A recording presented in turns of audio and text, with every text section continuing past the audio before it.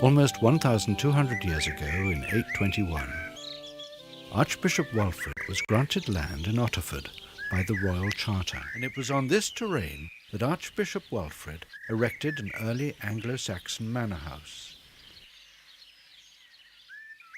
By 1514, it had become one of the largest and most profitable archiepiscopal manors of the land.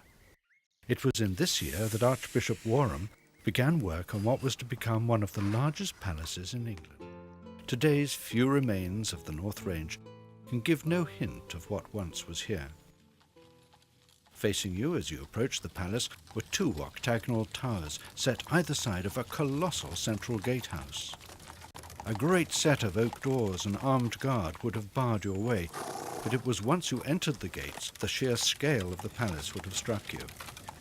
Security for the palace was maintained by a company of armed soldiers whose main responsibility lay in mounting a guard over the four entrances.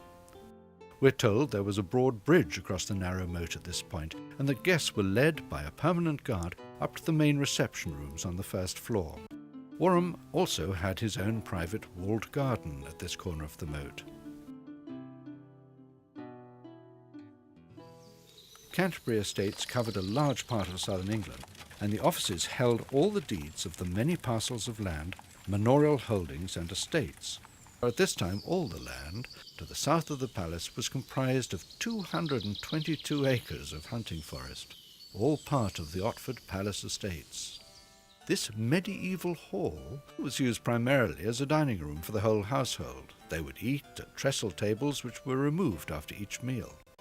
The hall was also used as a courthouse and for large-scale entertainment. Across the yard from the kitchens were the food administration centres. The bakehouse passed loaves on to the pantry, where they were stored in great wooden chests called arks. It's said that when Wolsey built his garden at Hampton Court, he copied the Otford layout exactly.